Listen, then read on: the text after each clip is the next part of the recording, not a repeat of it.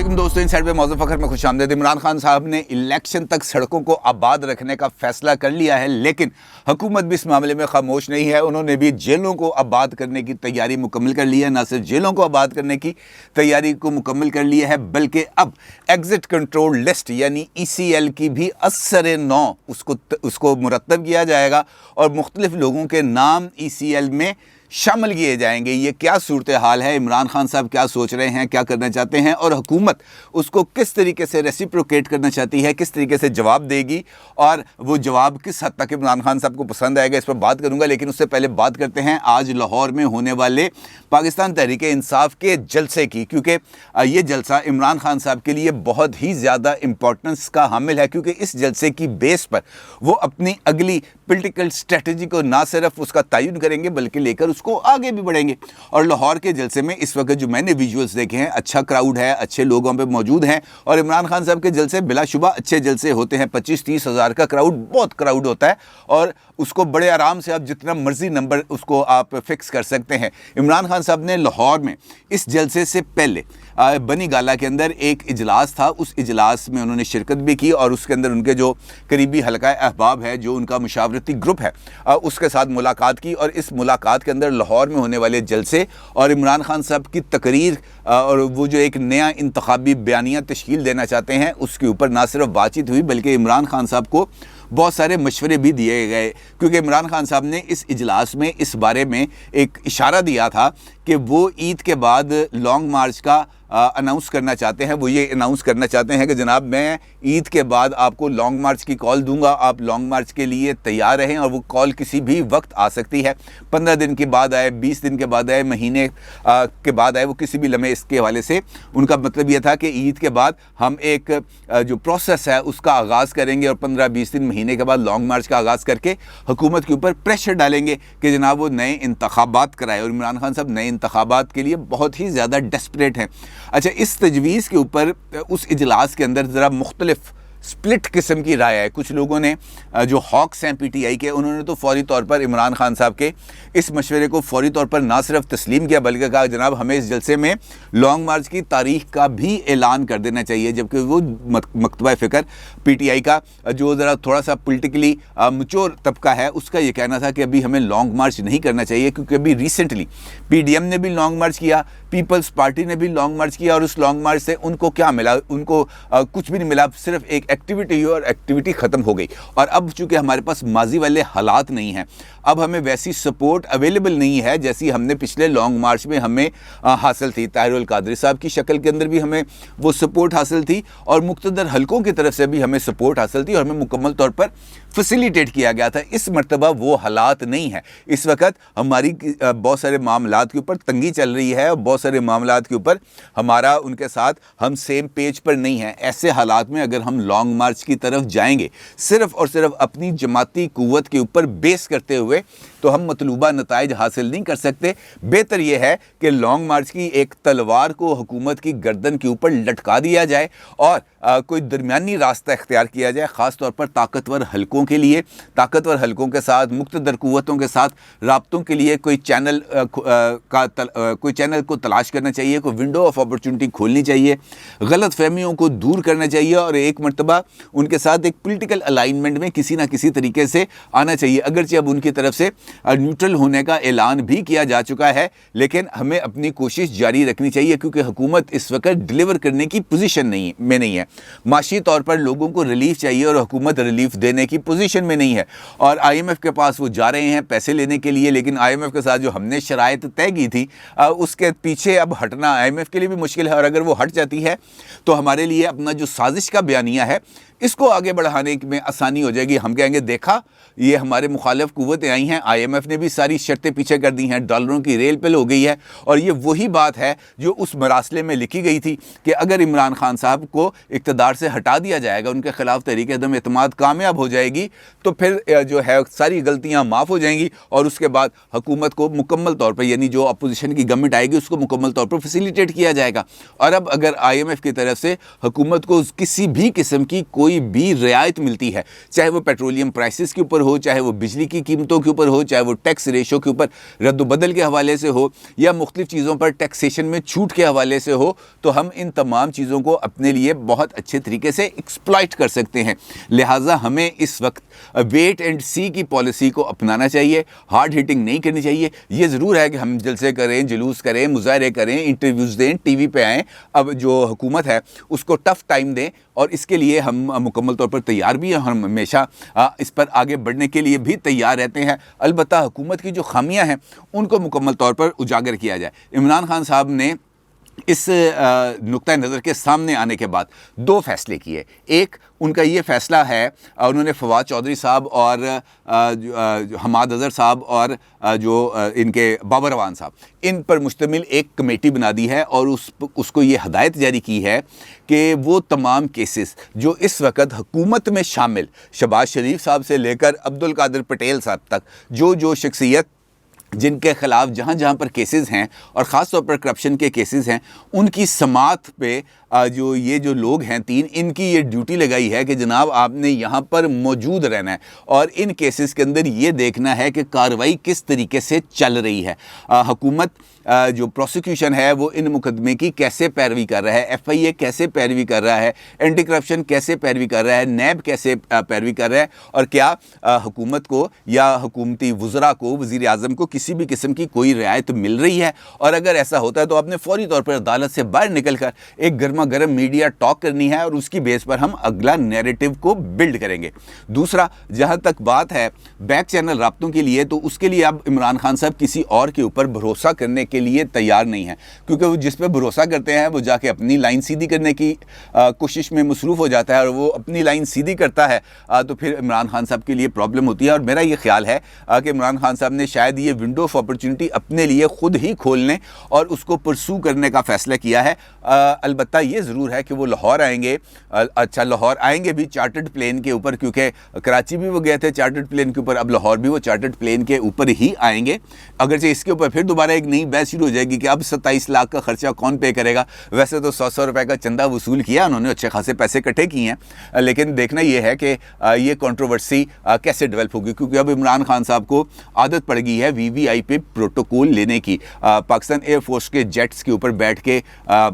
آرام سکون سے آنے کی۔ اب وہ اس اپنے سٹینڈرڈ سے ذرا شاید نیچے آنے کے لیے تیار نہیں ہے، اور اسی لیے لاہور تک آنے کے لیے موٹر وے پہ بھی آیا جا سکتا تھا، لیکن انہوں نے ایک مرتبہ پھر چارٹرڈ پلین کے اوپر آنے کو پسند کیا۔ خیر وہ تو ان کا اپنا فیصلہ ہے، لیکن لاہور کے جلسے کے لیے انہوں نے جو فیصلے کیے ہیں اب وہ اس کے اوپر مکمل طور پر قائم ہیں۔ ایک، آج کے جلسے میں وہ اپنی تقریر کے دوران الیکشنز تک سڑکوں کو آباد رکھنے کا اعلان کریں گے، یعنی کسی نہ کسی صورت میں کسی نہ کسی معاملے کو لے کر عمران خان صاحب نے سڑکوں پہ رہنا ہے اور پورے ملک کے اندر جلسے جلوس انہوں نے کرتے رہنا ہے، یہ ان کا حتمی فیصلہ ہے۔ اور ایسے کسی بھی موقع پر جب انہیں اس بات کا احساس ہو گیا کہ یہ حکومتی اتحاد نہیں چلے گا، کیونکہ یہ مختلف الخیال جماعتیں ہیں جو ایک اکٹھی ہو گئی ہیں عمران خان صاحب کے نظر میں، ان کا ایک دوسرے کے ساتھ زیادہ دیر تک متحد رہنا ممکن نہیں ہے، لہٰذا وہ موقع کی تلاش میں ہوں گے، اور جیسے ہی ان کو اس بات کا اندازہ ہوگا کہ حکمران اتحاد اب اندرونی طور پر کوئی خلفشار کا شکار ہو گیا، کسی لڑائی جھگڑے کا شکار ہو گیا، اختلافات کا شکار ہو گیا، تو ایسے کسی بھی کمزور لمحے پر عمران خان صاحب لانگ مارچ کے لیے کال دے دیں گے، اور پھر جو صحیح معنوں میں حکومت کے لیے کسی نہ کسی قسم کے خطرات لاحق ہو جائیں گے۔ اس کے ساتھ ساتھ عمران خان صاحب اب ایک نئے بیانیے کے ساتھ آئیں گے مارکیٹ میں، یعنی سیاسی میدان میں، اور ان کا نیا بیانیہ بیس کرے گا 2/3 میجورٹی کے حصول کے لیے، کیونکہ وہ یہ سمجھتے ہیں، اور انہوں نے اپنے اس بیانیے کی تشکیل کے عمل کا بھی آغاز کیا، کل ٹویٹر سپیس میں بھی کیا، اس سے پہلے جو بیٹ رپورٹرز تھے پی ٹی آئی کے اسلام آباد میں ان کے ساتھ ملاقات میں کیا، اس سے پہلے جو ان کے اپنے من پسند اینکرز تھے ان کے ساتھ ملاقات میں کیا، اور واضح طور پر ان کا یہ کہنا ہے کہ اتحادی حکومت میں کام کرنا ان کے لیے ایک بہت ہی برا تجربہ رہا ہے، ایک تلخ تجربہ رہا، کیونکہ ان کو قدم قدم پر بلیک میلنگ کا سامنا کرنا پڑا، اور ان کی مجبوری یہ تھی کہ ان کے پاس سمپل میجورٹی بھی نہیں تھی کہ وہ اسمبلی سے کم از کم بجٹ ہی منظور کرا لیتے۔ اب وہ نئے انتخابی بیانیہ جو وہ تشکیل دینا چاہتے ہیں، وہ تشکیل دینا چاہتے ہیں خودداری کے عنوان کے اوپر، وطن پرستی کے عنوان کے اوپر، اور اس عنوان کے اوپر جب وہ ایک نئے یہ 2/3 میجورٹی کی بات کریں گے اور وہ یہ کہنے کی کوشش کریں گے کہ جناب میں ماضی کے اندر اقتدار میں اس وجہ سے ڈیلیور نہیں کر سکا کہ میں ہمیشہ سے ہی کمپرومائزنگ سچویشن میں تھا، اور اس کمپرومائزنگ سچویشن سے مجھے باہر نکلنے کے لیے ضروری ہے کہ مجھے بھرپور موقع دیا جائے، اور بھرپور موقع کے لیے میرے پاس میجورٹی ہونا ضروری ہے، لہٰذا مجھے 2/3 میجورٹی سے کم کسی بھی صورت وارہ نہیں کھاتا، یا کم از کم سمپل میجورٹی ہونی چاہیے تاکہ ہم کسی نہ کسی لیول پر آ کر ڈیلیور کر سکیں۔ اور اس کے ساتھ ساتھ جو ان کا اگلا بیانیہ کا جو اگلا حصہ ہوگا وہ یقینی طور پر جسے ہم کہتے ہیں امپورٹڈ حکومت، اسی پر بیس کرے گا، کیونکہ ان کا یہ ماننا ہے کہ یہ امپورٹڈ حکومت نہیں چلے گی، یہ ایک غیر فطری اتحاد ہے، اور اس غیر فطری اتحاد کا جو انجام ہے وہ یہی ہوگا کہ ہمیں نئے انتخابات کی طرف جانا پڑے گا، اور ہمیں نئے انتخابات کی طرف جانا ہی چاہیے، اور اس کو جلد از جلد جانا چاہیے۔ اب دوسری جانب جو حکومت ہے وہ بھی مکمل طور پر اس ساری صورتحال سے لا تعلق نہیں ہے، وہ کسی بھی طور پر اپنا جو سخت ترین پولیٹیکل حریف ہے اس کو ایک مکمل طور پر اوپن سپیس دینے کے لیے وہ کسی بھی صورت تیار نہیں ہوں گے، کیونکہ خود اس وقت ساری کی ساری اپوزیشن جماعتیں حکومت میں آ گئی ہیں، اور عمران خان واحد اپوزیشن پارٹی ہے جو اس وقت سڑکوں پر ہے، اور جو اپوزیشن میں ہوتا ہے وہ یقینی طور پر اپنے ساتھ توجہ وہ حاصل کر لیتا ہے لوگوں کے، کیونکہ لوگوں کے جو مسائل ہیں وہ ہمہ گیر ہیں، وہ ایک دم سے نہ ختم ہو سکتے ہیں نہ ان کو ایڈریس کیا جا سکتا ہے۔ ایک طبقہ فکر کو اگر آپ اوبلائج کرنے کی کوشش کریں گے تو دوسرا ناراض ہو جائے گا۔ اگر آپ بجلی کی قیمتوں کو کم نہیں کریں گے، اگر آپ گیس کی قیمتوں کو کم نہیں کریں گے، اگر آپ اشیاء خورد و نوش کی قیمتوں میں کمی نہیں لائیں گے، تو اس کا مطلب یہ ہے کہ لارج پاپولیشن جو ہے وہ بہت زیادہ دباؤ میں آ جائے گی، اور اس وقت حکومت اس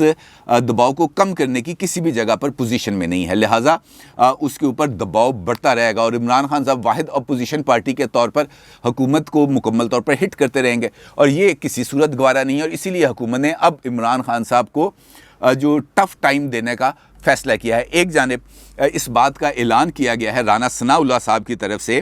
کہ وہ ایگزٹ کنٹرول لسٹ جو ہے جس کو ECL کہتے ہیں ان کو دوبارہ مرتب کریں گے، اور اس کے اندر وہ تمام لوگ جو پچھلی حکومت کے سیاسی انتقام کا نشانہ بنتے ہوئے اس لسٹ کے اندر شامل کیے گئے تھے ان کو اس لسٹ سے نہ صرف نکالا جائے گا بلکہ وہ تمام لوگ جو اس لسٹ میں آنے چاہیے ان کے بقول ان کو اس لسٹ میں شامل کیا جائے گا۔ خاص طور پر وہ تمام افراد جو پاکستان کو اس گزشتہ 3.5 سال کے اندر معاشی طور پر جو تباہ کرنے کے میں ملوث تھے ان کے نام آئیں گے اس لسٹ میں، اور اس کے لیے رانا ثناء اللہ صاحب نے معاشی دہشت گردی کا لفظ استعمال کیا ہے۔ ان کا یہ کہنا ہے کہ جنہوں نے معاشی دہشت گردی کی ہے انہیں بھاگنے نہیں دیا جائے گا، یعنی ان کے نام آئیں گے جناب ایگزٹ کنٹرول لسٹ میں۔ رانا ثناء اللہ کا یہ بھی کہنا تھا کہ معاشی دہشت گرد قومی مجرم ہیں جنہوں نے معاشی دہشت گردی کی ہے، اور ایگزٹ کنٹرول لسٹ میں اب ان کا نام آئے گا۔ عمران نیازی کو اپنی نااہلی اور لوٹ مار پر عوام سے باجماعت معافی مانگنی چاہیے۔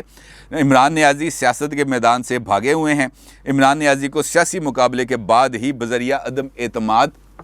ہم نے اقتدار سے باہر کیا۔ اب یہ بات ان کی اس سمت میں اشارہ کرتی ہے کہ رانا ثناء اللہ صاحب اب وزیر داخلہ بننے کے لیے مکمل طور پر ریڈی ہو چکے ہیں، اور وہ بطور وزیر داخلہ ایک جانب ایگزٹ کنٹرول لسٹ میں موجود ان تمام سیاسی لیڈرز کے نام نکالیں گے جو حکومت کی طرف سے اس لسٹ میں شامل کیے گئے تھے، اور بہت سارے نام اس لسٹ میں آئیں گے۔ جب وہ ان کے نام اس لسٹ میں آئیں گے تو پھر اصل میں معرکے کا آغاز ہوگا، یعنی جو سڑکوں پر مقابلہ کرنے کی بجائے یہ مقابلہ عدالتوں میں ہوگا یا الزامات کا ان کو سامنا کرنا ہوگا، جس کا اظہار کل محترمہ مریم نواز صاحبہ نے بھی اپنی ایک ٹویٹ میں کیا تھا۔ ان کا یہ کہنا تھا کہ 6 ارب روپے کی ایک کرپشن کا معاملہ سامنے آیا ہے، اور ابھی بہت سارے اور بھی کرپشن کے کیسز ہیں جو سامنے آنے والے ہیں، لہٰذا جنہوں نے اب یہ لوٹ مار کی ہے وہ حساب کے لیے بھی تیار رہیں۔ اسی سفر کی پہلی کڑی کے طور پر عمران خان صاحب کے دور اقتدار میں ان کا جو ہیلی کاپٹر جرنی تھی ایوان وزیر اعظم سے بنی گالہ تک کی، اس کی بھی تفصیلات آج جاری کر دی گئی ہیں، اور حکومت کا عمران خان صاحب کے دور حکومت میں عمران خان صاحب کے صرف ایوان وزیر اعظم سے بنی گالہ تک آنے جانے پر تقریباً सरकारी ख़जाने के 98 करोड़ रुपए खर्च हुए हैं और हेलीकॉप्टर की 1 घंटे की परवाज़ 2,75,000 रुपये में पड़ती है। और हुकूमती दस्तावेज़ात जो उन्होंने जारी की हैं उसके मुताबिक